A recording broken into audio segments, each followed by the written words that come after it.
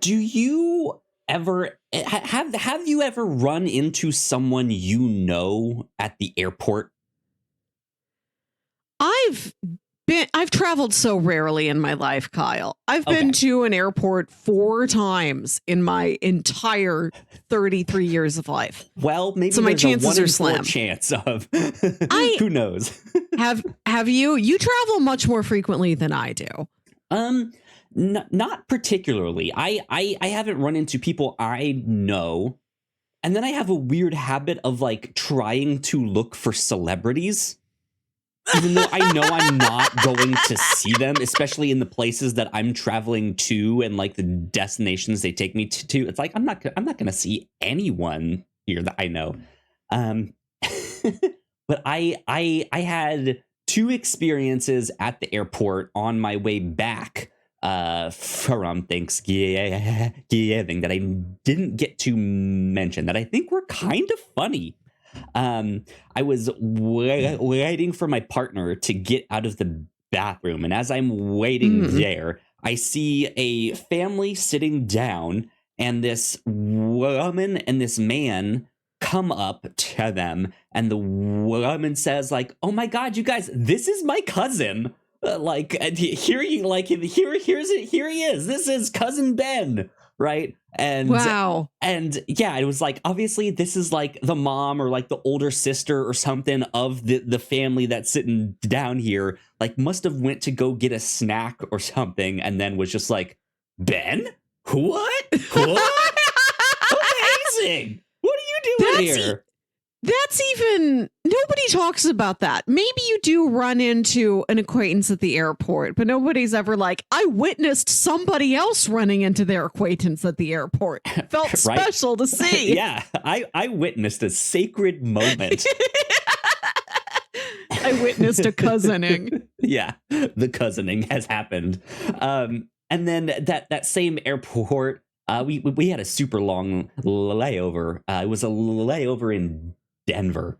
And I see it like it's late at night. We're waiting for our flight, and there is this kid who you can tell he's been traveling all day. It's the holidays. Aww. They probably got their flight delayed or canceled or who knows what. And this kid is just exhausted, like barely awake, and has his face like smashed up against the edge of a chair and just like little rubber-faced kids. Yeah, it like cheeks all pushed up on one side, and you can tell like he's not only exhausted, he's bored. He's bored out of his mind. Worst. Yeah, and I as I'm kind of walking by and I see him, I catch the conversation that he's having with his dad, and he goes, "Dad, can girls marry girls?" And the dad, who you can tell is also just exhausted, maybe also a little exasperated from having to look after his kids and in airport, is like caught off guard of just like, where did that come from? Why are you asking me this? And he looks confused and then goes, "Yeah, bud, they sure can." And then he just goes, "Cool." That's it. That was it. I was like, this is great. I love this. Good dad.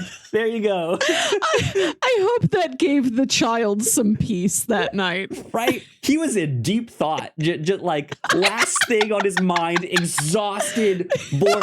"Dad, could girls marry girls?" Just sure gotta double check. Yeah. Good. Very good. Welcome to episode 262 of the Whatnauts Captain's Log. My name is Kyle Springer, and I am joined by Melissa Wilkinson. Melissa, how are you? I'm good. This is my week off work, and I've been very busy. Oh, wow. An entire week? I don't know how to relax. Yes, which is very... I've started doing it once a year, the same period in mid-December. I'm not working my day job, and instead I put a lot of work into preparing for my big family Christmas party. Wow, you're on vacation mode right now. This is vacation, Melissa. Not really. I've learned that I don't really know how to relax unless I am in a movie theater. Like, that's gotcha. it. That's the only time I am like turned off.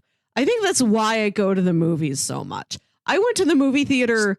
Escape. I saw 6 movies in the last week. Wow, you beat me. Kinda.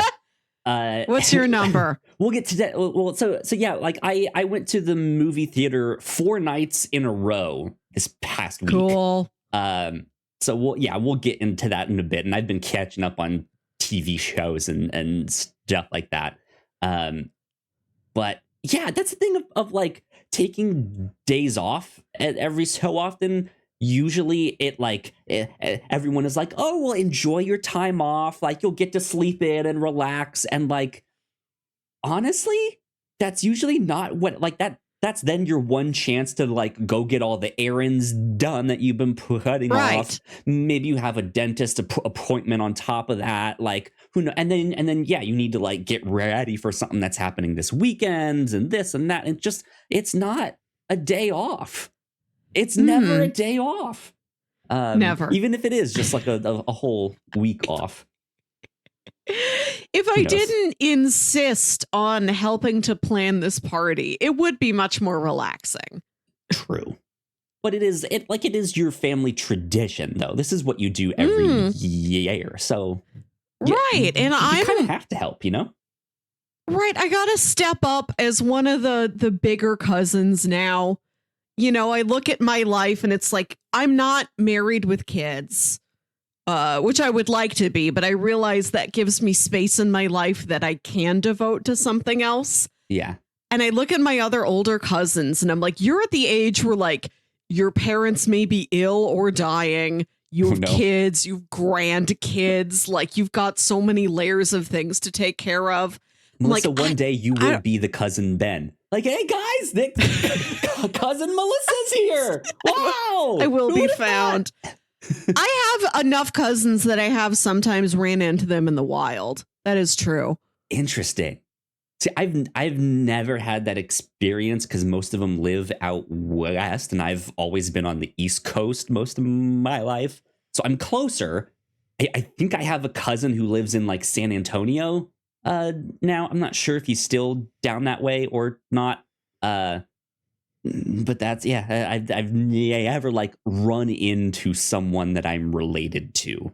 That's also a strange feeling for me.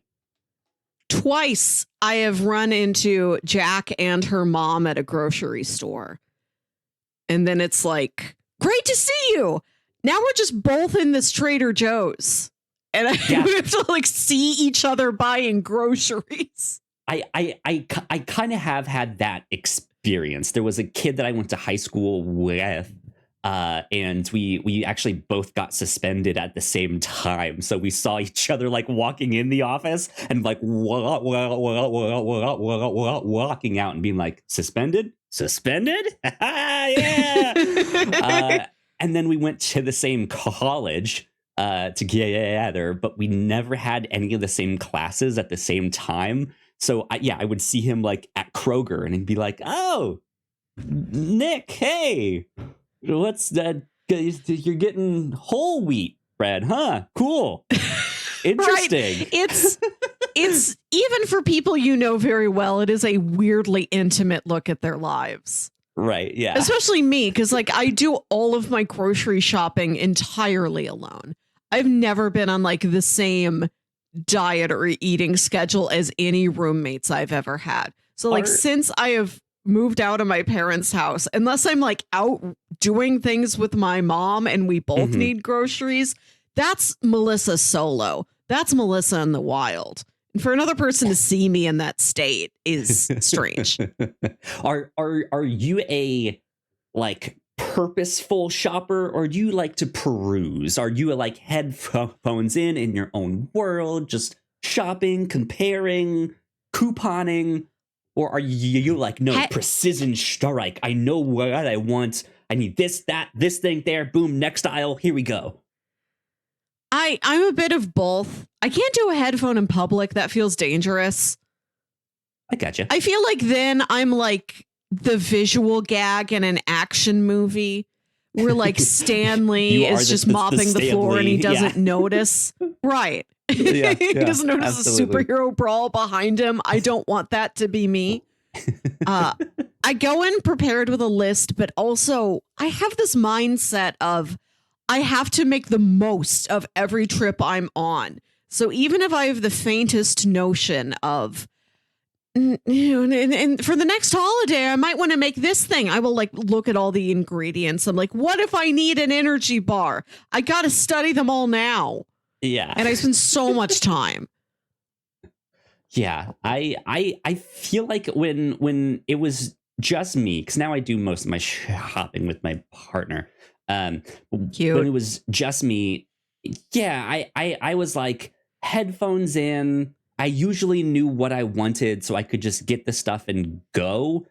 And that was also kind of my exercise, was to like go all the way out there, like walk all the way down there. So I'd never bought like a lot. I would fill my backpack and then have like a bag or two in each hand. So it was like I bought enough for the next couple days, but I'd have to go back there in a few days time after that. But that like also kind of prepared me for just like, all right, get the stuff you need, get out, do your thing. That's all. But anyways, movie marathons, it sounds like. So is this like 6 movies in general, or you were at the movie theater 6 times in the past week? I was there 5 times. Last Friday, the Alamo Drafthouse was showing Austin Powers, which I had to see. Yes, absolutely. It was wonderful. Absolutely. Because when that movie came out, I'm like, I was 7 years old, so I'm not seeing that in a theater. So I never had the chance to. I was happy to do it now. And then I went to see a new movie called Eilieen immediately after. I don't know if this movie's on your radar, but I think you'd like it. I've seen it in the like Regal app that I have, but I know nothing about it. I don't know how much you should know about it. Interesting. Okay. It's what I'll tell you that it fits into the favorite review show genres of women blurring together. Ooh, okay. And interesting. There's a scene where she takes a sad bath, and I thought of you. Ah, yes. Love a good sad bath. Great. Because it reminded me of that shot from Perfect Blue that was then echoed in Black Swan. Yep. Both of which are movies I know you like. Yeah. Interesting. Okay. I will have to check it out and see if I can maybe learn a little bit more about it. But I will also take your recommendation of like, maybe you shouldn't know all that much going in. Interesting. What else did you see? I saw Dream Scenario, the movie where Nick Cage appears in everybody's dreams. Okay, how was that? It's good. I think it's funnier and scarier than I expected. Okay. Interesting. It's a little bit Beau is Afraid and a little bit Tar. And I know you haven't seen either of those movies, so that description isn't helpful, but that's what I got. Kind of get the vibe though. I like that. I mean, it is also trying to do the like meta social commentary of like quick celebrities and like everyone knows you now and what okay, yeah. And so it feels like there can be some horrific situations that appear out of that whole scenario. Interesting. I don't think that's playing near where I am. Is it? It took a while to get here. I think it's still in theaters, but like that could get pushed out soon. They got to make room for Wonka. Yeah, we have Eilieen. Thanksgiving is still playing. Thanksgiving did well. Oppenheimer has a reissue, but yeah, no, it's not playing for us. I also went to the Oppenheimer reissue yesterday. Okay. I was happy I had the chance to see it again without waiting for the time when all the theaters put the Oscar nominees back out in theaters. I gotcha. Yeah. I got to see it now before the end of the year. You forget how many people are in that movie. For a movie that I was fully aware of, right? Oppenheimer. What a dense film. That's maybe the densest film of actors, not like background artist or stunt people or motion capture artists, like guys who are paid to put on a suit and sit at a table and say a couple lines. Mm-hmm. This is maybe one of the biggest casts of any film I've seen, of just people who say at least one sentence. Right. Yeah. I kind of feel the same way though about oh God, what's his name? Did Asteroid City this year? Wes Anderson. Yes. Yeah. Like he gets a lot of like not necessarily well-known actor. He does get a lot of them. Yeah. But then like I feel like also like up and coming actors too, like ones that are like don't have as much acting credits. It's just kind of this coveted thing to be in a Wes Anderson movie, even if you only have like a single line. Right. And then he might use you again. I think that's fun when a director reuses actors. As long as they're used well. It makes me think of like high school theater, where every year I'm like, what's John O'Brien going to get up to this year? Every show's got to have John O'Brien. Yeah. And I look at Oppenheimer. I'm like, there's people you've worked with before, like Cillian Murphy, like Kenneth Branagh, like Gary Oldman. But I'm like, who are you going to pick up from Oppenheimer and carry on to your next movie? Yeah. James Urbaniak is in it for 10 seconds. Will we see James Urbaniak return? Who knows? Maybe. You never know. We don't know Live action who is charmed. Bros. Christopher Nolan's. By Christopher Nolan, yeah. He doesn't do second unit shooting. Everything he shoots, everything on the movie is shot by him. So everybody you're seeing, Nolan was there directly. He didn't have an assistant director doing anything. Gotcha. Interesting. I did not know that. I went to see Renaissance, the Beyonce concert film. A film by Beyonce, it's called. It is a lot more than a concert film. It's a real behind the scenes look at everything that was going on. It's almost equal parts documentary and concert film. I gotcha. Yeah. How did that compare to, because you also went to go see the Taylor Swift one, right? Mm-hmm. And also the big square shirt guy, right? Yeah. The Talking Heads concert film Stop Making Sense. Yes.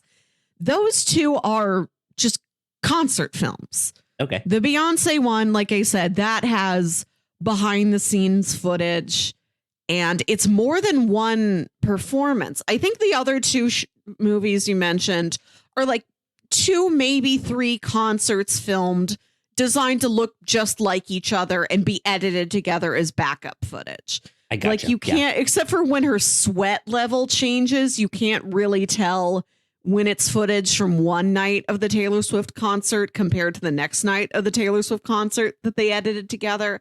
I gotcha. Yeah. But the Beyonce one, she had different looks for all these different tour stops. And the movie is a collection of every one of those tour stops. So during the one number, it will cut back and forth. Like it'll cut on the motion of her dancing between her wearing like 10 different outfits.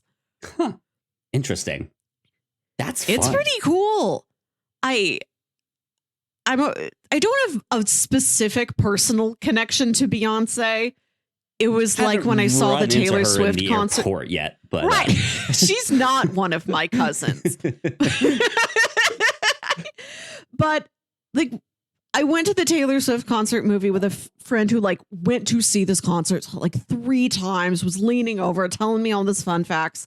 And I realized, I don't think I know Taylor Swift songs past like when I was in college. And it's kind of the same for Beyonce. But I went to it because I heard incredible things about it. And I'm like, if I had fun with the other ones, why not check this one out? If it's such a huge thing, I'll see it. I'll have fun. And I did. It's good.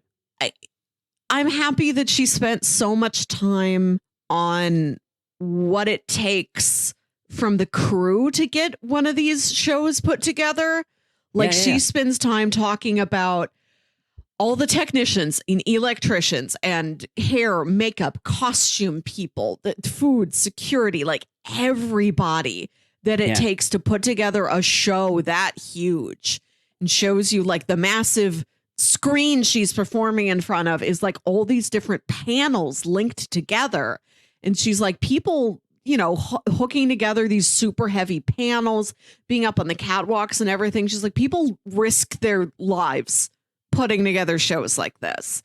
And she put her stage crew in like reflective outfits. She's like, I do not want them disappearing into the background when they change things out during the performance. I want you to see them. So it's a really nice salute to them. A real nice look at her family life. Her hometown. Yeah. I liked it. I recommend it. I think it's maybe more than the Taylor Swift version just because it shows you more things. It's more of a thick cross section of a lot of what goes. Of a narrative, even if it's not like a narrative. Kinda, yeah. There's just more to chew on. She narrates it. She wrote all her own narration. I think the credit is like written and directed by Beyonce at the end of the movie. I gotcha. That's cool. That's good. And then I saw a movie I know you also saw this week, which was Boy and the Heron. Yeah. I went to go see that. That was the second movie that I saw in my like little theater marathon. I had a blast with that one. I never thought that I would get to see a brand new Miyazaki film in theaters in my life. Right. So just to have that experience alone was just like, this is awesome. This is so cool. But yeah, I think the movie was a little bit longer than I expected. And I think I spent the first at least half an hour of the film, I think, trying to decode it, or like trying to be like, okay, what is the meaning of this? Like, what is the metaphor behind the whole thing? Is this like a story about like learning to deal with the loss of a loved one? Is this like a suicide thing? What's happening here?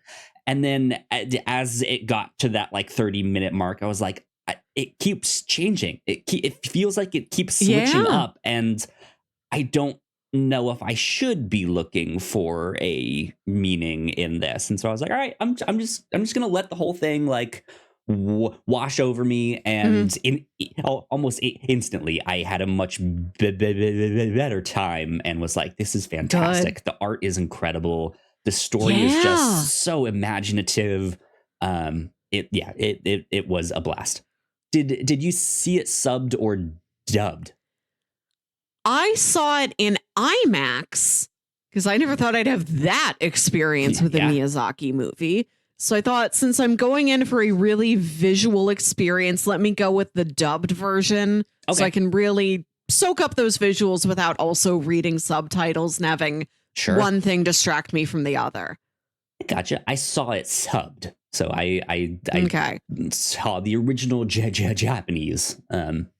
But even the little small bits I've seen of the dub sounds fantastic, and they've always done incredible jobs with that. I think they did a really good job with this one. Robert Pattinson plays the heron. Apparently he's doing like apparently he's doing just what the Japanese actor did. Like, he really wanted to stay close. I've heard. It's this like deep rah, rah, rah, rah. like, save Yes, me, yes. I'll be your guide. Like, just what? That's Robert Pattinson? Wow. Okay. I know. That hurt my throat. We can't all do what he does. That's no, why he's Robert Pattinson. No Robert Pattinson. Yeah, I had a blast with that one though. Yeah, I would like to see the dub eventually. But I had a blast going to see it in theaters. What were your other movies this week? Did you get around to Godzilla? I did. That was the first one that I saw. Godzilla right, minus you did tell 1. me about this. Yeah. Wow. What an incredible movie. It can't be said enough. Yeah, it literally cannot. It is so good. I know it just got nominated for, I think, a Golden Globe of like Best International Film or something like that. Hold on. I'm not sure what it got. Keep talking. I will look up the. I was looking at the Golden Globe nominations earlier this week, but let me double check exactly what all of them were. Okay. I don't have the categories memorized like I should. May not have been Golden Globes. I don't know exactly, but it is nominated for like Best Foreign Film or Best International Film or something like that. Which I don't know if I can say I've seen many other foreign or international films from this year besides like The Boy and the Heron. I'm not sure what else would qualify for that I have seen. But I think it absolutely deserves the nomination and should probably be up there for just Best Picture, period. I've heard buzz that it's not out of the realm of possibility that it makes the 10 for the best feature at the Oscar. Yeah, definitely in that best animated feature category. Unfortunately, I don't think it'll get it, especially if it's up against like Oppenheimer or stuff like that. But holy moly, that was so good. Looking at the Golden Globes, I'm not seeing. I don't think they do they have a best international feature? Oh, here we go. Best motion picture non-English language is what the Golden Globes calls it. They don't have Godzilla. Well, it should. It depends. Sometimes a movie has to be submitted to that. Like the people running an award can't just pick. Yeah. Right. Like they can't just pick anything. Like a studio has to say, we would like you to consider this. And they're like, thank you. We can now consider it now that you asked us specifically. Yeah. But Boy and the Heron was nominated for the Best Animated Motion Picture Golden Globe and Best Original Score. Thank goodness for Joe Hisashi, I think is his name. For some reason, it's dropped off of the graphic I'm looking at that lists the best original score nominees. But the music is so lovely in that movie. Yeah. I'm really happy that got in there. Yeah, it had some good music indeed. So Godzilla, go see it if you have not.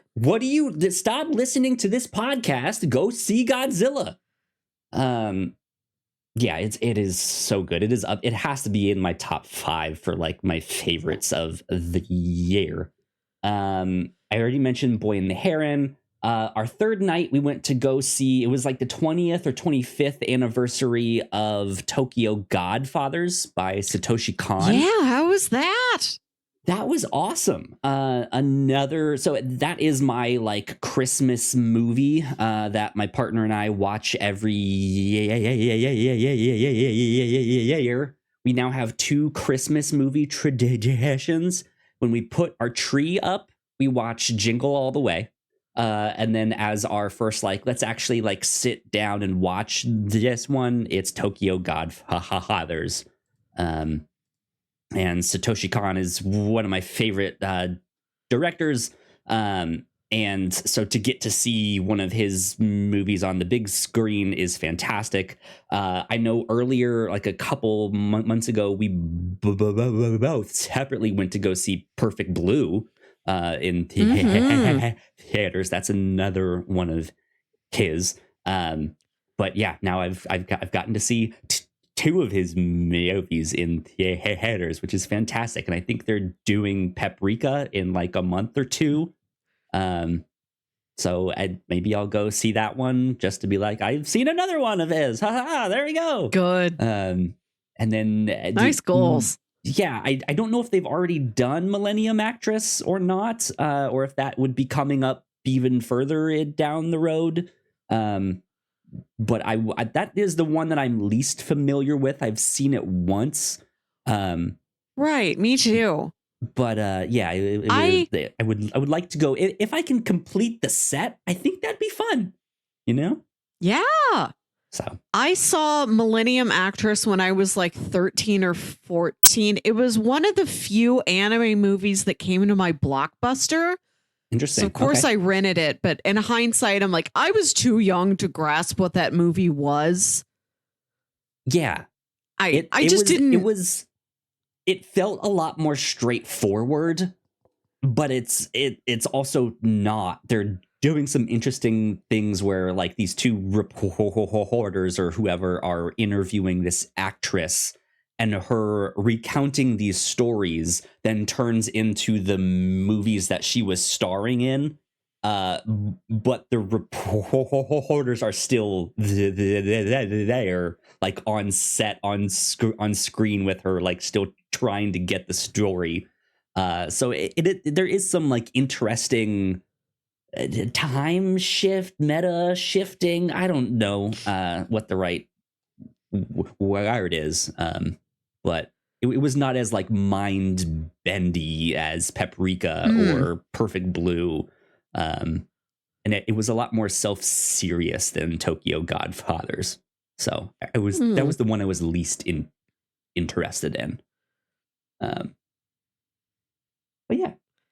So tell me, Tokyo Godfathers. Yes, you're about to.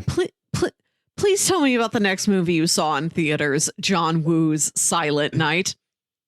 Yes, I went to go see Silent Night, the new movie by John Woo. This is a baffling movie. It seems so simple to me. Man's son killed on Christmas. Man loses voice. Man has to get vengeance silently.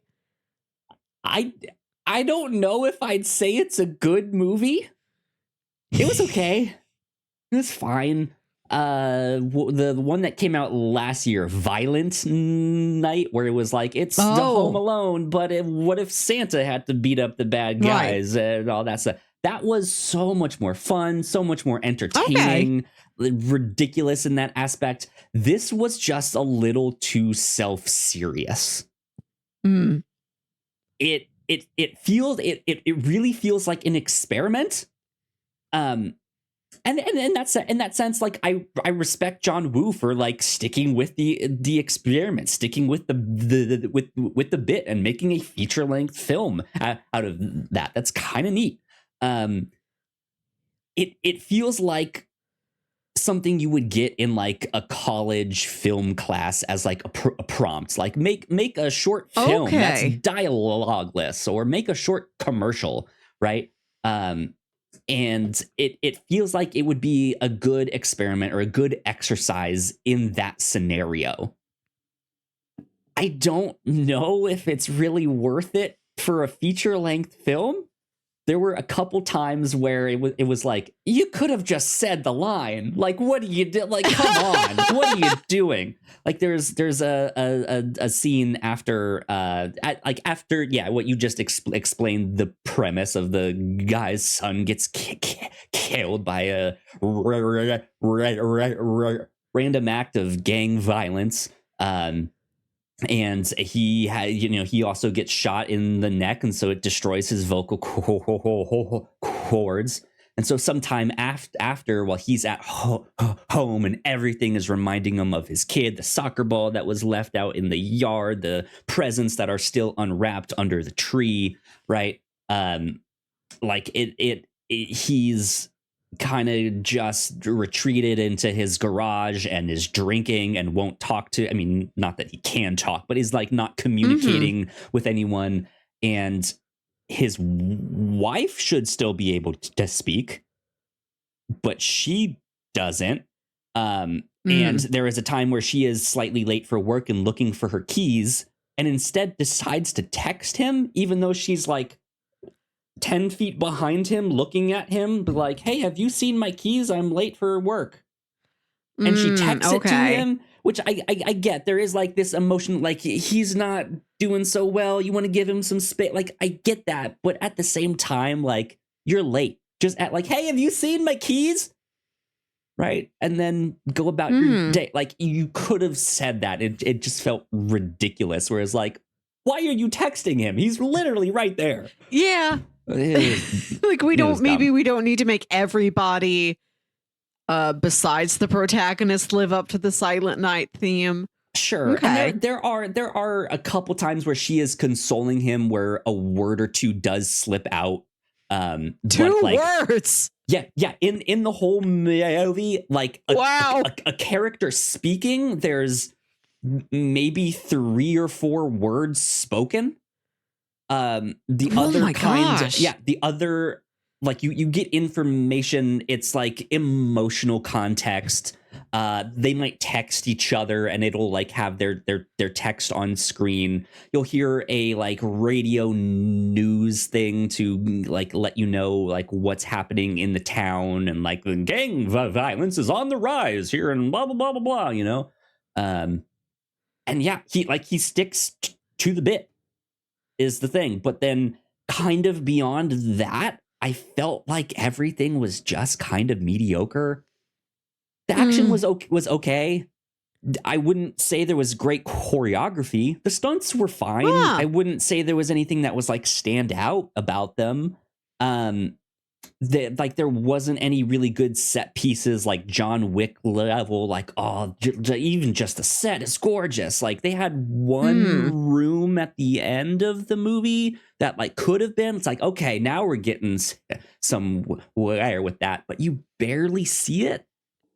And so it's just like, well, I guess. And that was it. Silent Night. John Woo did the damn thing. I was intrigued by this, but I was more intrigued by The Beekeeper releasing next month. And I'm like, I feel like I can only pick one of these. I'm going Beekeeper. Yeah, I feel like. So I did finally see like a full trailer for The Beekeeper. Was not what I was expecting at all. That he is like just some like secret government agent for something called the Beekeepers, and when the world has gone to shit, he protects the hive, and just like, what? This is dumb, but it's Jason Statham. Right. Like, at least he can do the stunts and stuff like that, you know. He does it well. Yeah. So. I mean, and this thing, like, I don't dislike Joel Kinnaman, who is the main actor in Silent Night. Like, I think he's okay. John Woo. That's it. Happy to see he's back. Yeah. I hope this is a sign of more to come. Can I tell you? This is not a spoiler, but just another baffling thing about the movie here. There's a scene where he's waking up in the hospital after he's had his surgery. He's recovering. It's like the first time he's seeing his wife, all that stuff. And there's a small little parakeet that like flies into the window and lands on the windowsill. And like, the camera is focusing on this parakeet, and like he is noticing this parakeet, and it's looking like he's about to say something, but he can't, and all of this stuff. And it seems like this parakeet has some kind of importance. Maybe it was his son's favorite animal. Maybe he got him a stuffed animal when he was a kid, and it's like, oh no, the first reminder that his kid is dead. Oh no. Nope. Nothing. Does not ever answer the question about what the importance of this parakeet is, but it is on screen way more than it should be. Number one, John Woo just seems like a bird guy. I think he loves birds. Yeah. Number two, Big Bird Month. Yeah. Between this and Big The Boy and the Parakeet Heron, which is chock full of parakeets. Yeah. Yeah. What birds will we see next? I don't know if does Aquaman also have control over seagulls? Probably not. Birdwatch 2024 starts now. Maybe he's got like loose influence, like he can't control them, but he could peer pressure a seagull. He can like bait them with some fish. It's like, that's the fish that I want to eat. And he can like direct them to... Who knows? He can communicate with them, but they might not listen. They're like, I don't know, Arthur. I got plans today. He's the peasant from Monty Python. King, I didn't vote for you. What fish did? I finally watched Aquaman this week. Yeah? What'd you think? Boy, is that movie cheesy as heck. Yep. It sure is. It shouldn't work, but it does. I had a really fun time. I get why that movie was as successful as it was and why it's getting this sequel. I'll sure go and see it in the theaters. Yeah. I've never had I had this anxiety watching the movie and thinking, this looks so expensive. It looks like just so much CGI. Right, because like, even when it's just them, they have to make their hair move. Right, yeah. In the water. And then it's not just CGI effects and like stage pieces on like a sound stage. There is also locations. I don't know where they specifically went, but they go to places that are real and not sound stages. I can tell that much. And I was weirdly worried, even though I'm like, Melissa, you know that this movie made like $1 billion. It worked out fine. Maybe not Aquaman 2 will be here like next week. It made very much money worldwide. Maybe it's not a billion, but it was like a whole heck of a lot. There's no need to worry about how expensive the movie looks. Yeah. Yeah. I think I'm going to be seeing that next week by myself. My partner was like, yeah, not interested in that one. So I might go see it on Christmas. Much. Should be fun enough. I don't know. My attitude with all of these DC movies is they could have backed up and turned around at any time, and they haven't. I'm like, there's got to be a reason for all of them sticking around. I've found pros in all of them this year. Why wouldn't I in Aquaman? Yeah. My family is doing Christmas Eve this year, I guess just because of how the days shook out. Mm-hmm. So on Christmas Day, I'm like, am I going to go back over to my parents after I saw them yesterday and we already exchanged gifts and had a nice meal? I can. But I think I'm going to spend the day with my roommate because like her folks will be out of town visiting her sister. I don't think she's got other siblings who like stuck around here in town. So we're going to go see Aquaman, me and her, Christmas Day. Sounds fun. We're going to try and see it in that screen X where the screen is on three sides of you. We're Melissa, like, you'll be get us drowning in Atlantis. Drown us, please. Good stuff. Melissa, we both also watched another movie, Leave the World Behind. I watched this today. I also watched it today after I saw you had written it down because I was trying to find the time for it. And I'm like, if Kyle's seen it, I have to see it. Let me watch it now at 3:30 p.m. This was on both of our radar because of Sam Esmail, who wrote and directed this. Is that right?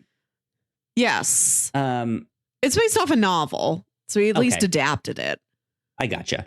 And yeah, he is the creator of Mr. Robot, one of my favorite shows. I know Melissa really likes it as well. We covered it over on the review show. So yeah, we were like, yeah, of course we'll check this out. This was something. This was not what I was expecting. Not that I really knew what to expect, but it both felt like social commentary wise, it felt like him. It felt like this is like he was saying some similar stuff in Mr. Robot, and just how like anti-capitalist, anti-corporation that was. And then this comments a lot on like people's dependence on technology and corporations to do all of that stuff, or governments to do all of the, to run and operate that stuff. And so it felt like, it's like, all right, yeah, this feels along those lines.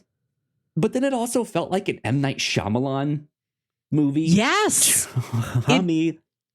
Which was it does interesting. A real Knock at the Cabin vibes, and you wouldn't even see Knock at the Cabin. Yeah. No. It's got some Knock in the Cabin in there, a light glaze of Barbarian. It's an interesting mix of things, but like I could see it's very much a Sam Esmail movie. There's a lot of robot flavored scenes in there. Did you spot the specific Mr. Robot Easter egg? I did not. Is there the little masked dude, the little statue mask dude? No.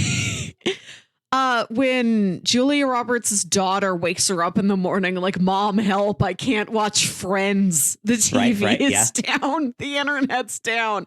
When you see her get out of bed, on her bedside table is a copy of Beach Towel, Irving's novel. Oh, interesting. Okay. That's funny.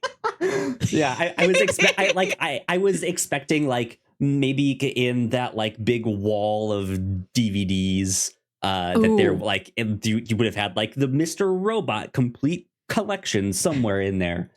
Same one I have. Right. Yeah. Yeah. Like it does a phenomenal job of keeping you on your toes, not really understanding what's going on. And then I think leaving you with questions at the end still of like nothing really resolved by the end of this, and not in a way that I felt super I'm still just like, huh? What did I watch? But also like I'm oddly satisfied. Like the ending scene is like of course. Of course that's how it ends. Great. Yeah. There's definitely growth by the end. It's sort of makes a complete thematic message. Some level of even small optimism is reached, which is something I always really appreciated about Mr. Robot, that the show looked so dark from the outset, but the way it ends is a little much warmer than you'd think it would be. Yeah. Yeah. It kind of disguises itself as this very like pessimistic, maybe cynical take on the world. But I think at its heart, there are characters who see the good in people, or like even if they don't see eye to eye, they eventually find some kind of common ground or bond over some weird experience. Right. And there is this like, people are sticking together. These characters or a character save themselves, and there's just there's interesting stuff in all of that. So I liked it. I don't know if I loved it, but I feel like I'm wrestling with it still, if that makes sense. So. Yeah, it's an interesting one for sure. For sure. It's got one of my favorite types of scenes in any movie, particularly in any horror, suspense, thriller drama, which is now we're dancing. It's the dance scene. in the middle of this drama. Yep. This almost reminded me of Parasite.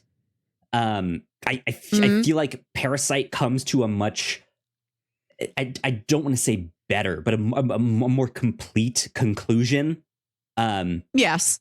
Because like I don't want to say that, I definitely liked Parasite better, but yeah, it like in terms of like narrative structure, Parasite comes to a much more like familiar, complete end, where this has like open ends and stuff. It makes you think. But it feels almost like the mystery of Parasite, because you don't quite know what the mystery is even through most of the movie, which is interesting. Like everything is suspicious for all kinds of different reasons, and you just don't know what's happening. It kind of reminded me of when we watched The Vast of Night and we expected that movie to be way twistier than it was, and at the end we're like, oh, so the premise really was the premise. There wasn't really a secret second premise.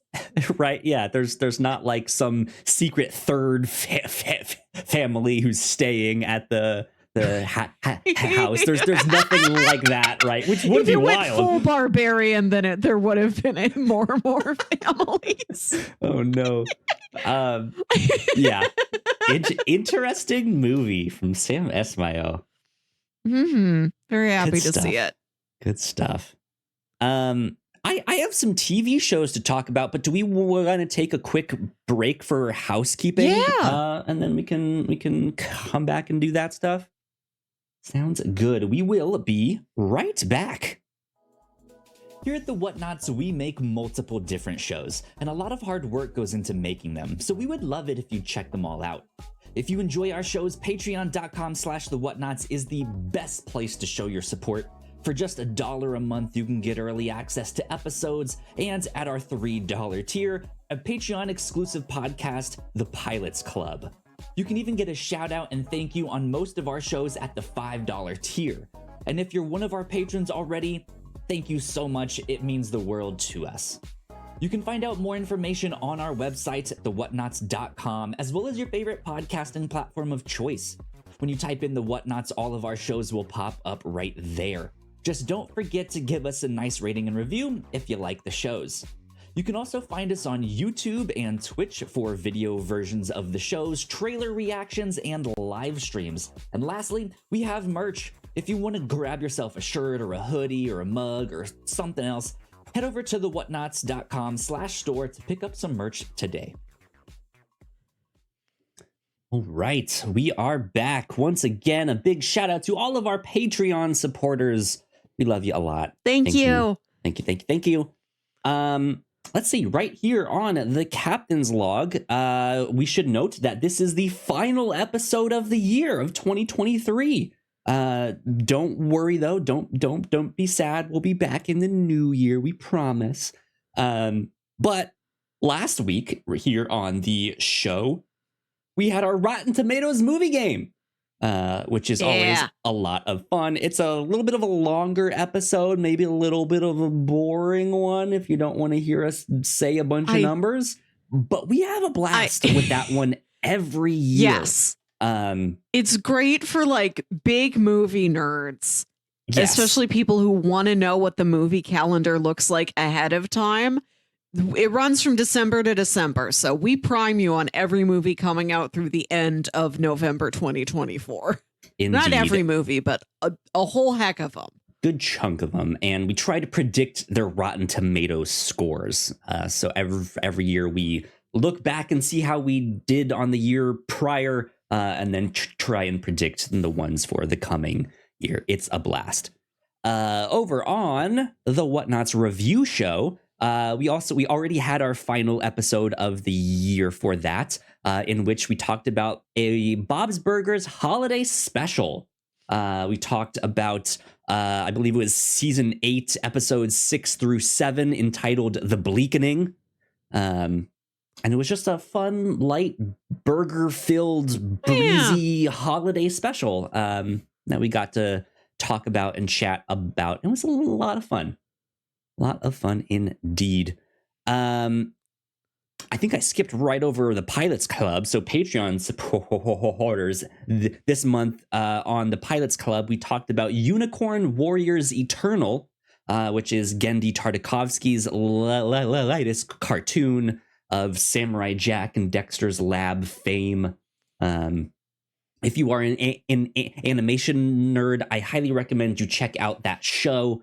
We only talked about the 2-part pilot, as well as the character design and art that we get to see in that show, and the mix of all the different styles that's in that one.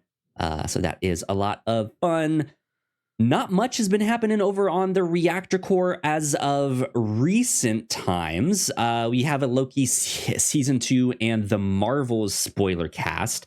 Melissa, are you? I figured we'd both be watching Marvel's What If. Do we want to? I don't know if we want to do like one big thing at the end, or like split it up like every 3 or 4 episodes that we do like a little check in on that. Probably just one at the end sounds good, especially if there's not like an ongoing plot we're trying to track. Probably. Sure. If they're largely one shots, we'll collect at the end. Sounds good. So yeah, keep an eye out for that. That will probably be closer to New Year's. I don't know when exactly the last one is. Is the last one on Christmas, or is the last one on New Year's or something? Oh, I don't I have to watch that trailer again. They might have timed day. Yeah, they might have timed it so the Christmas one is on Christmas, but I don't think it ends on Christmas. I gotcha. Okay. Well, yeah, be on the lookout for that coming down the road. But last but not least, this might be the last regular podcast that we are doing for the year, but we are not done yet. We do have a Grand Prix coming at the end of the year. Our end of the year Whatnauts 8th annual Grand Prix. How does a podcast do a Grand Prix, you may be asking? And we're like, we're going to figure it out. We've adopted the term. We'll live up to it somehow. What used to be our end of the year retrospective is now forever known as our Grand Prix. Come join us. We will be live streaming that on Sunday the 17th. I believe we said we were going to start at 1 p.m. Central Time. Was that right? All right, so yeah, 1 p.m. I have Central Wonka tickets for 5:30, so we do have that time limit. Perfect. But yeah, we will be live streaming it on YouTube, and we'll just be taking a look at all the stuff that we made in this past year, giving out some awards and stuff for things that we covered over on the review show. I'll be talking about the insane amount of comics I read and movies I watched and TV shows I watched, all that stuff. So yeah, it'll be a good time. We'll be having some food. We'll be drinking, partying, having a good time. So hopefully you guys can check that out at some point as well. And that will be out on all podcast feeds after we are done with that. But yeah, that is, we're coming to a close here at the end of 2023. Yes, Melissa from the whatnauts.com. Does the Grand Prix get its own special Grand Prix logo? I haven't made one. I was thinking of maybe hosting it on our Pilots Club background, since that's usually not as out there, because it's the Patreon exclusive thing, to have it be on that one. Instead, because that way it won't say like the captain's log text all around me, or the review show, right? But it'll still have some fun, interesting stuff happening there. It should. I just wish it had its own thumbnail that looked very regal, that looked like it was truly a Grand Prix award. There's a little trophy on it. Right. We don't give out trophies, but we give out awards. Yeah. You say that like never hesitantly. actualized a trophy. I was thinking, like, what are we gonna do? Like, mail Cullen Bunn a picture of a trophy, and we're like, we named an award after this minor character from Harrow County. We know that's not his actual name in the comic, but he didn't have a name. That's what we just yeah. We just went with our own thing here, So, anyways, that should be a lot of fun. So be on the lookout for that. Yeah, I think that's about it for housekeeping. Melissa, I wanted to ask you a quick question here before I get into my TV shows that I've watched. I need a recommendation for an off-Broadway play. You've come to the right place. I sure have. So here's the scenario. My partner is able to get us discounted tickets to one of four. I mean, I guess we could technically go to all of them if we wanted, but we're probably only going to go to one of them. We got four options here. I think the first one, and that is happening sooner rather than later, is Tina. Is that the right one? The one about Tina Turner? The Tina Turner Broadway musical, yes. Yes, that is option number one. Then we have the classic Les Miserables, right? We could go see that. We could also go see Chicago. And then what is the I need to look at the thing. What is the thing? Give me the name of the theater and I'll look at it myself. Oh God, I have no idea what the name of the theater is. It was Les Miserables. And the fourth and final one is Wicked. It's like it's another classic. So these are our four options here, and I like the way I explained it to my partner was I would probably prefer either Chicago or Wicked. Because partly because I know they're making a movie adaptation of Wicked by the end of next year. I could go see the play and then have like an inkling of knowledge besides context is important. Yeah. It's related to Wizard of Oz, right? Yeah, there you go.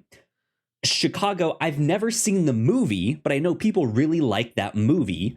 And I figured like Prohibition era Chicago would be sexy and fun, right? It's got the most crime for you. I haven't seen the Tina Turner musical, but I've seen all the others. I've seen Chicago live a couple times. I've seen that movie. You like a crime story. Chicago's the one that's the most lively and comedic.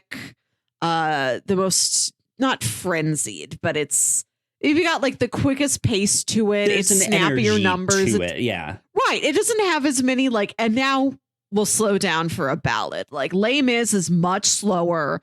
Les Mis is a lot more serious. It's great in it's great in the scope and the scale of the thing. It is a big, epic musical. But it has one number that's like the funny one, which is a highlight of the show for me, for real. It's very moving. I always like a Les Mis. Wicked I saw for the first time earlier this year, and I knew the basic premise. Wicked itself, the show, is a lot more convoluted than I thought it might be. Okay, interesting. You might spend a lot of the time being like, huh? Where'd this come from? Why are we doing this? But then when it astounds you, it really does astound you. Okay. I'd say out of my apologies to the late Tina Turner. I just haven't gotten to that one yet. So I'm going to put that one off the table. I think the most consistent out of these three shows in terms of like the pacing of it, the fun of it. It's not like there's parts where it's like, here's a lot of exposition or here's some slower stuff. Like it'll kind of keep and hold the energy pretty consistently. Chicago does that. Okay. So you might be right with Chicago, which is also like That's from like the 70s or something. That's nearly a classic in its own right. I don't think it's that much younger than Les Mis is. Interesting. Yeah, like I'm up for seeing any of them because I know, like, even though I didn't know anything about the Tina Turner one, like I figured the music in that would probably be pretty good. Yes. Yeah, like I was just like, but then I'm also like, if this is like the one play that I end up going to this decade, like do I go see a classic and be like, yes, I have seen Les Mis, right? Like I have. There you go. I have checked that box out. Like, do I need to go do that? Like, or? You say that like after having seen Les Mis, you will then grow a turtleneck out of your body and grow a pipe. Maybe I will. And I'm like, it's not like that fancy. The title's in French. I've checked off the Miyazaki film. Next thing is see Les Mis, right?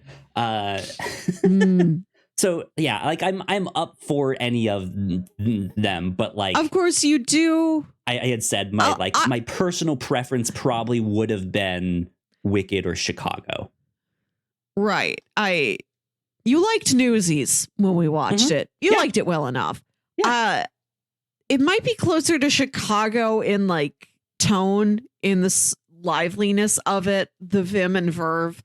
But I think thematically that shows a lot closer to Les Mis, which is about like rebellion, brotherhood, a big flag. They build this huge barricade. Like if you want to see stagecraft, Les Mis or Wicked would have that more than Chicago, which doesn't have quite so... Like the numbers are flashy, but it's not like the stage is contorting in any really unique way. You can try the Chicago movie and the Les Mis movie if you want to get a feel for either of those shows and then see how you'd like to see them play on stage. So you have some research options there. Yeah. Cool. I think Chicago might be best for your sensibilities, particularly as somebody who like doesn't really know musicals. Les Mis is great, but it's so slow. That's relatively slow. I think for you as a newcomer, Chicago might do the trick. Okay, cool. Good to know. Good to know. Thank you for your help. I appreciate it. I'm happy to be consulted. Thank you. Yeah. We were trying to decide. I was like, why don't we just ask Melissa? She knows about all of this stuff. Let's ask her. So there you go. Let's see here. I got a couple shows that I wanted to talk about real quick. So you watched The Killer? I did also see that. I guess we did forget to talk about that one. Yes, I enjoyed it. I liked it a lot. He did take the I thought you'd like it, sandwich, and he ate the thing with no bread. It was strange. Right? That was it. Kyle, I forgot. I can't believe I forgot to tell you about an important moment in 2023 hot dog cinema. Okay. What is it? As I've highlighted in the past, great hot dog moments in movies. Yep. I dressed up as a hot dog for Halloween because it's of a topic. You commenting it happens. on. Yeah. Yes. In the movie May December, which you can now find streaming on Netflix, much as you can find The Killer and Leave the World Behind, there's a movie called May December. The premise of the movie is that Natalie Portman plays this actress who is going to portray this 90s tabloid scandal figure in a movie. So to research that role, she goes to the small town where the scandal happens and she meets the couple that was at the center of this scandal and she spends time with them. Like, I really just want to see how you live, get to know your side of the story. And since I'm going to play she's going to be playing Julianne Moore's character in this movie. She's like, I want to follow you around and like kind of learn your behavior and your mannerisms and things like that. And they're having this big barbecue. The family is, seems like they're close with their friends and neighbors. and they might have been having it anyway, but it is the day that Natalie Portman is arriving. I don't know if it's necessarily for her, but they definitely want to impress her. And the movie starts. It's this melodrama. It's a tricky movie to describe. I think it is a dark comedy melodrama. Okay. With this very ostentatious score. And one of the earliest scenes in the movie, as they're getting ready for this barbecue, Julianne Moore's character opens the fridge, stares into it ponderously in this long, slow shot of just her from the outside looking at the fridge with this dramatic music playing and this long pause. You're like, what's happening? What is she reacting to? And she just says, I don't think we have enough hot dogs. And then it cuts outside to her husband, who is grilling like 25 hot dogs. This is like 10 minutes in. You can just watch to the hot dog scene if you want. There you go. More hot dogs. That's what we need here. More hot dogs. That's funny. So yeah, I have been catching up on a bunch of TV shows that I've had on my list for a little while. I am currently trying to go through all of like the Apple TV shows that I have here. And I've been doing them in order, like least number of episodes to the most. Good. So I actually just started Silo today. Silo season 1, which has 10 episodes. I've seen the first 2 episodes now. Spectacular. Good stuff. We may have to watch this next year on the Rebecca review Ferguson. Show. Yeah. Good stuff in that. But so yeah, I've been watching mainly these like 6-episode mini series or like 8-episode mini series. And there's a couple that I want to point out, but I here's the ones that I've now watched. Actually, I don't have them all on here, I don't think. There's one called Blackbird, which I don't have on here, which I will mention in just a sec. I watched season 2 of The After Party, which I know I mentioned to you. I think you at mentioned the top that, of a review show, which is stellar. Season 2 is phenomenal, and I think improves on season 1 in some really, really key ways. In the way that season 1, you saw the same events over and over, just from different points of view, and like each person had a different mind movie, and so it was themed like a different movie, right?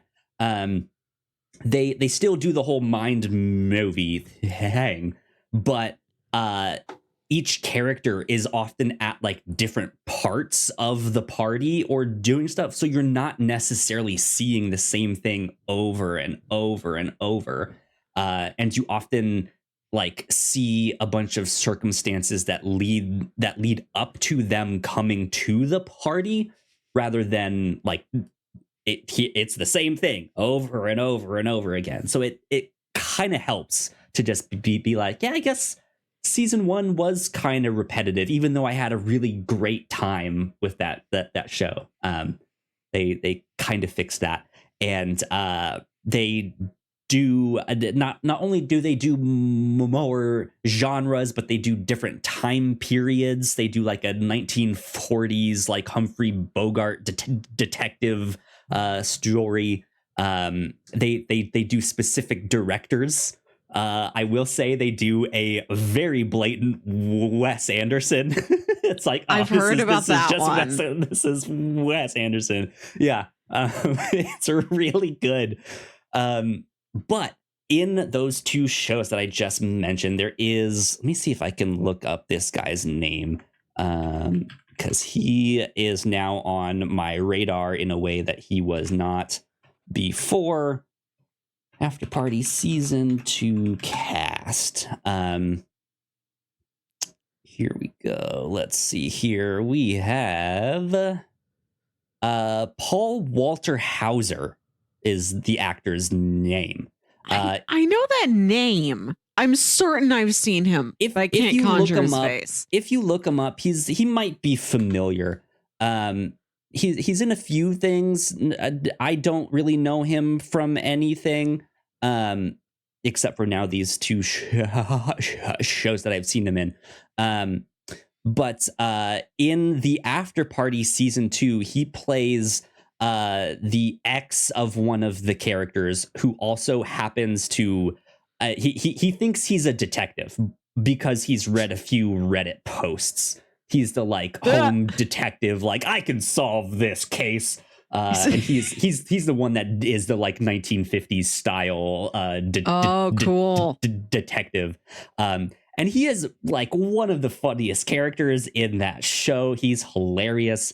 And then he's also in this mini series called Blackbird on Apple, which stars Taron Egerton. How do you say Taron Egerton? Last name? Yeah, it has him. He's the main character. Ray Liotta is also in it. And it is based off of a true story about a guy from the Midwest who was arrested for selling drugs and guns and is tricked into taking a plea deal. He thinks it's only gonna be for like a short, like 5 years at the most. Will probably get out sooner than that on good behavior. And he's then sentenced to 10 years minimum. And so he's just like, what the hell? But 7 months into his sentence, the FBI contacts him and is like, look, we want you for a job. We want you to go undercover in this maximum security prison for the criminally insane, in which there is a serial killer who has an appeal coming up. And it looks like he's gonna walk. We have him on 2 bodies. We think he's done 14. We need you to befriend him and figure out where the rest of the bodies are. And the serial killer is played by Paul Walter Hauser and is just such a different character from what he is in the After Party. Cool. Yeah, just to see the range that this guy is showing is just like, holy moly, because he's hilarious in the After Party, and then he's scary as shit in this other one. It's just like, what the fuck, man? Puts on cowboy hat, take me to the range. Yeah. Absolutely. But like I think he won like a daytime Emmy or something for his performance in Blackbird. Daytime? In I don't know what it is. I don't know these award shows. He won a Golden Globe for All I Care. I don't know. I think daytime Emmys are exclusively for like daytime programming, like a soap opera or a talk show. Where does streaming fit in with that? Regular Emmy. I don't know. Maybe he won an Emmy then. I don't know. But yeah, he was at least like I think he won an Emmy for his performance in Blackbird, and I have to say, yeah, he is a powerhouse in that. It's phenomenal. It's a crime show that is very dark along the lines of True Detective season 1. Okay. But is not as much of a like cosmic horror that True Detective season 1 is. Cool. But yeah, so those were good. And then a few of the other ones that I watched, I'm not really going to go into much on those. Was Shining Girls. What is this? Elizabeth Moss. It's based off of a book. Okay. It's like a sci-fi crime thriller. She is like the survivor of this attempted murder. And it's kind of messed her up mentally. She works for a paper, and then she starts like realizing there's other people out there that have like experienced the same thing and like got murdered by this guy. But then as they're investigating the case, they keep seeing things through different decades. and they realize he's like somehow time traveling to do all of this stuff. It's a whole thing. Stars Elizabeth Moss. And I also watched a miniseries called Losing Alice, which is about a film director who's kind of a little bit past her prime, runs into a young up-and-coming screenwriter who just has this brilliant screenplay. And she ends up making the movie for her. She ends up being the director. But in the process of making this movie, she's starting to think that this movie is based on truth. And the movie is about two women who are best friends, and one of them ends up murdering the other one to sleep with their father. It's a weird, fucked up thing. But the director starts thinking that this screenwriter is the one that murdered her best friend to sleep with this older guy, and it's just this real like descent into madness, slow burn. I thought it was okay. I don't know. And then today I finished up a mini series called Now and Then. The bunch of college graduates are celebrating and end up murdering one of their friends on accident, but they cover it up, and in the process end up like killing someone else and have to like cover that up. 20 years down the road, someone is then blackmailing them to be like, give me $1 million. Like each of you need to give me $1 million, or I'll tell everyone what happened. And Rosie Perez plays the main detective who was on the case 20 years ago and is now 20 years older, realizing that I think we couldn't ever solve that case back then, but there's another body now in present day. I think there's something here. That one was okay too. Not much to say on that one. The one I do want to talk about a little bit here is Defending Jacob. Have you heard of this at all, Alyssa? I don't think so. This, of all the ones I've been watching, I think this one is my favorite. This is it's more of a legal drama than it is like true crime show. And not that it's a true crime. I think it's also based off of a book. But this stars Chris Evans. And he's a husband and father to a young teenage boy who's in high school that becomes the main suspect in a murder. And so he has to defend his kid. He was the DA, but because it's his kid who's on trial, he has to like step down and away from the case. And then I forget the actor's name. He was in American Gods as the Leprechaun. He was in Orange is the New Black as Porn Stash. And then he plays Master Chief in the new Halo show on Paramount Plus. Now that you say American Gods, I can picture the guy, but I don't remember his name. And I have not seen those other projects. Yeah, he plays the other like DA guy that takes over the case. But it's about like the lengths to which Chris Evans' character as a father is going to defend his kid. That's a whole genre. The lengths to which a father will go. Right. Yeah. And he most of the it's just the his wife is starting to think maybe the kid did it. Like, I don't know. They can't really prove it either way. It's hard. And so it is this just like, did he not? How far are you willing to go to defend him on this and all of that stuff? But the way it kind of ends and wraps up is very good. It's great stuff. Cool. I highly recommend that one. What Other than that, I also saw the Scott Pilgrim anime over on Netflix. I've Thumbs up. heard great things about it. I want to rewatch the movie because I haven't seen it in a very long time. It's something I thought eventually we'd do on the review show. Like that felt inevitable. And in 5 years, we never got around to it. Yeah.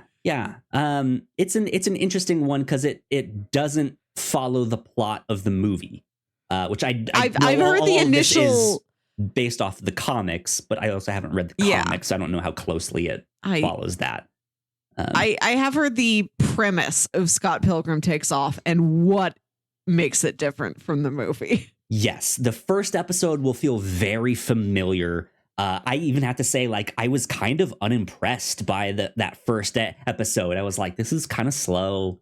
I've seen all of this already. It's literally the exact same jokes. And I was not feeling it. And then afterwards, from like episode 2 on, when it starts to like do something completely different, just like, oh, okay, this is interesting. What are they doing here?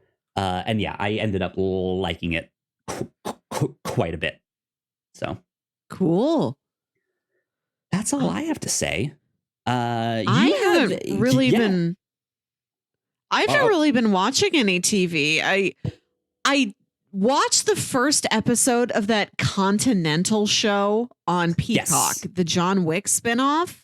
I actually you spoke really very liked highly that. of it when it first came out. Okay, I had trouble getting into it.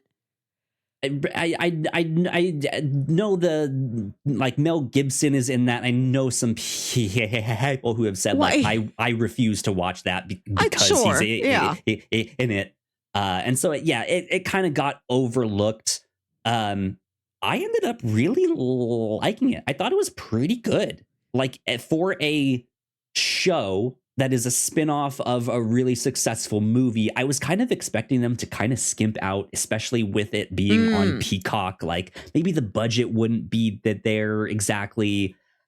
And they don't, like from the get-go, like they have a fight scene in a stairwell that I'm just like, oh yeah, nope, this is John Wick style stuff. Here we go. Okay, I'll try that. I mean, there's only 3 episodes. I guess if you speak so highly of it, I will finish it. Yeah, I was surprised. But if you're not into it, that's okay too. You know, I don't know if both of us need to watch this, or sometimes if only one of us needs to have seen a thing, and that's plenty. Watch what you want to watch. Yeah. I think maybe I started it on a night when I was too tired, and there's so many new characters and they're all coming from different places. Like it'll cut to completely new characters in a completely new environment. And I'm like, I don't have context for this. Yeah. Where am I? Who's that? Explain it all. It will explain it all. I generally do pretty well with it, but sometimes when a show pulls that card on me too many times too quickly, I'm like, you need to slow down. I don't can I learn the characters that you already introduced me to, please? Yeah. Indeed. Did you want to do a quick check-in on your movie league thing? I saw that you had that written down here too. I was just curious, how much do you think about awards at all? Any? I mean, I think about them some, but I don't follow them like you do. I don't. That's why I don't know what a daytime Emmy is versus a Golden Globe. I don't know.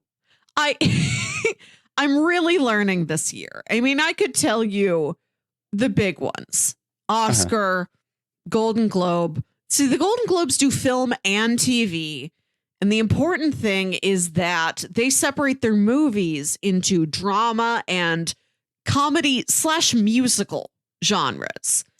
Like, yeah, you know, and how I heard that was a weird like, thing. Didn't like The Martian win like best comedy at one point on them? And it's like, thanks for this. It's not a comedy, but sure. All right. I guess.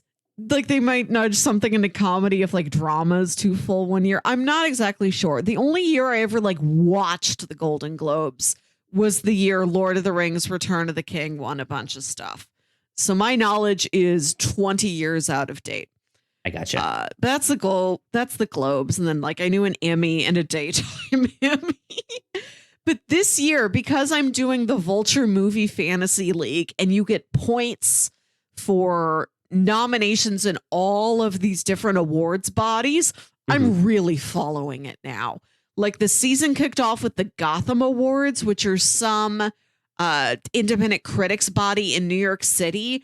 And that was an award show that was live streamed. So I watched the entire thing. This little awards show that's Batman somewhere in New York all? City. No. No. Maybe they're mostly independent movies, but they gave out like special awards. Like we're giving a one-time icon award to the movie Barbie so that Greta Gerwig and Margot Robbie can come up here and talk, right? They'll do something like that, these sort of one-off awards to get a bigger name there to come and talk. I gotcha. Yeah. But I enjoyed it. And I was able to see movies I had drafted win. I can see my points being accrued in real time. And I can watch the race from like the very beginning, which is thrilling to me. Yeah. So far, that was the only one I've been able to watch. But I watched the Gotham Awards. There was like the New York Film Critics Circle. I think the LA Film Critics Association. I forget what's a circle and what's an association. They all have different actual titles. The National Board of Review. I'm like sitting there refreshing my phone every 10 minutes. Like, do we have new National Board of Review nominations? Who's on the Indie Spirit Award nominations? I'm going whole heckin' hog on it this year. Including like when I wake up in the morning, I'm like, Golden Globe nominations, what are they? The fact that the Golden Globes does everything. the fact that they split it up into drama and musical / comedy, and this year they're having 6 nominees per category instead of 5, really widened the board.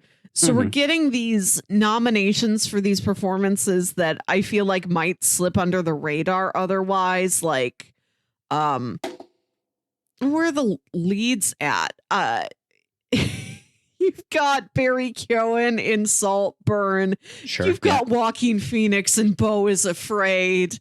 I was so happy to see that. What a wild time. They put Nicolas Cage in for Dream Scenario. There you go. They had that score nomination for The Boy and the Heron. They may not be deep, but they are wide, the Golden Globes, and I appreciate it. Do you know how many points you currently have, or is it like all calculated at the end? It updates like once a week. I don't think it's updated yet this week. There's something else coming out tomorrow. Some other nominations board. What do we got tomorrow? What is that? Tomorrow is the Critics' Choice Award nominations. So I got to find out what those are. Gotcha. And then like next Thursday, the Oscars shortlist is announced, which are the movies that are like eligible for nominations. So you get points if your movie is on the short list, and then if it gets nominated, and then if it wins, the Oscars can pay out like 3 times. I currently have 938 points. Damn. And I am in 2,823rd place.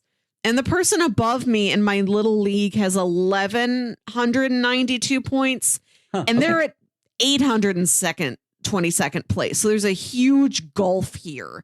Even though I'm only like 260 points behind them, I am like thousands of spots behind them. Because there's only so many different configurations you can have. Thankfully, I got like 26 different nominations across the Golden Globes that have yet to be tallied.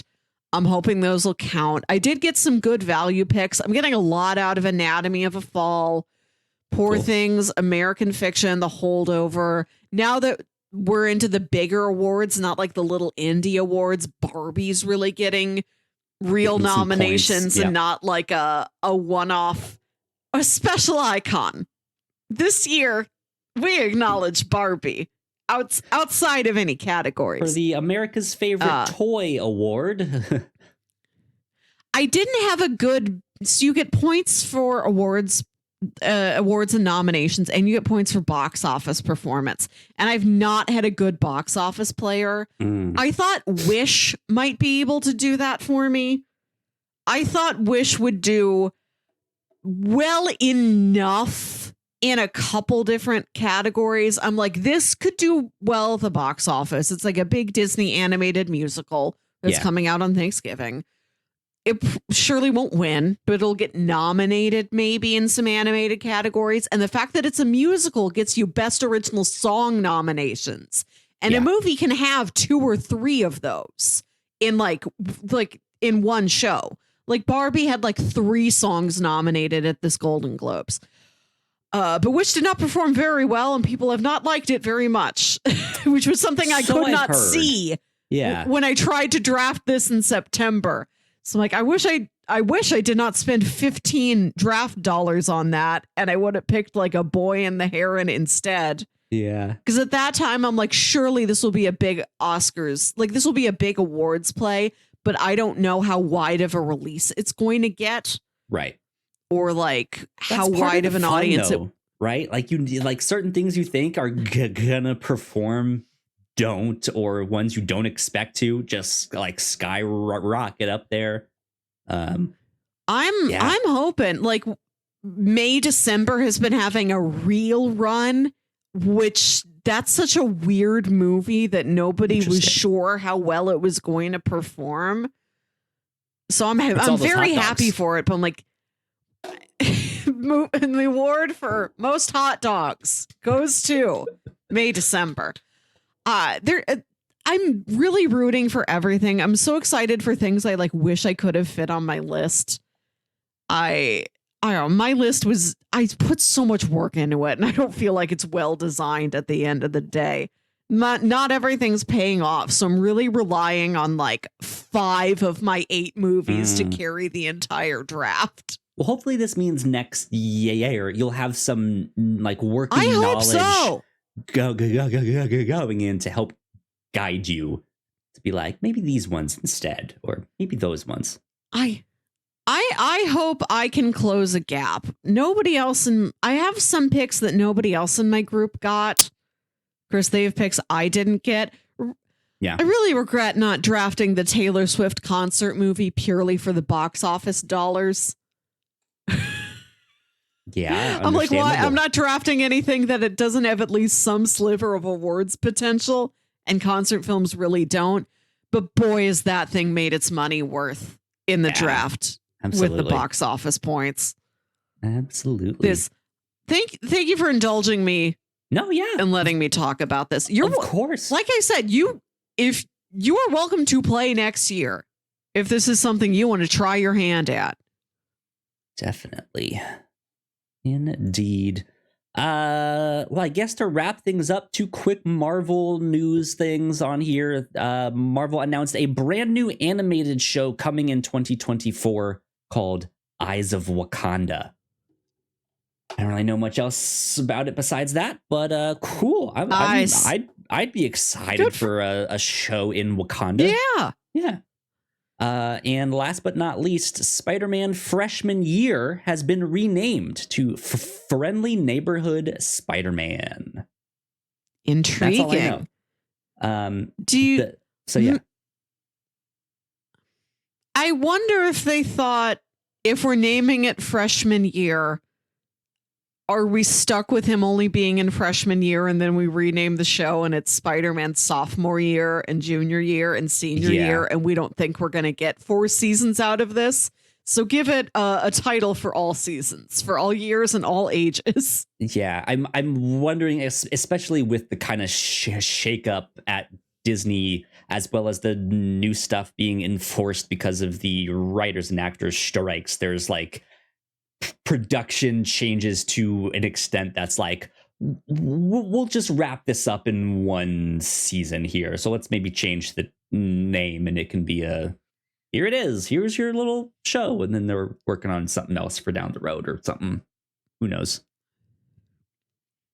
I don't know, but that's it. That's all the Marvel news that we got right now. So maybe they also thought giving it a school-themed title would make people think it's more related to Spider-Man Homecoming at all than it really is. They're like, maybe it needs a more separate title so people really know this doesn't really have anything to do with those Tom Holland movies. Right. Yeah.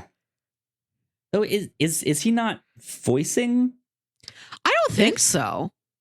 I don't remember if he was or not in that. I think you're right. I don't think he is, but I don't know. That news came out so long ago. Yeah. I've lost all sense of the details.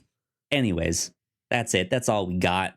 I say we wrap things up right there. Yeah, this has also been another long one. We're recording a little bit later than we normally do. So yeah, let's get Melissa to bed. Right? I had a busy day. I did it to myself. At least you don't have work in the morning. I don't. Instead, I just have to make several small pies and then go to a Broadway play. There you go.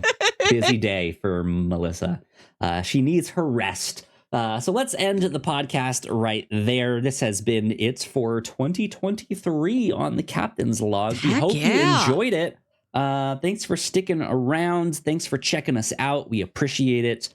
Melissa, where can the people find you on the internet? I have a letterboxed, big surprise there, at Wilkywit, WILKYWIT. I still work on building that out. I never seem to have the spare time to sit down and really be like, what are my thoughts on this movie for the world to see? Let me compose them now. Well, as you're making your pies tomorrow, you can brainstorm your next couple reviews. Dictate notes to myself. Right, yeah. Exactly. If you guys want to follow me, I am at Yo Kyle Springer on most of the social media places. And if you'd like to stay up to date with all of the stuff that we do here at the Whatnauts, we are at the Whatnauts at most of the social media places as well. So please go like, share, and subscribe. That help us out a ton. Go check out more of our YouTube videos right over there. We'd appreciate that a lot. And yeah, this has been number 282, 62. I don't know. It's the end of the year. Who cares? We'll see y'all next year. Bye. Bye.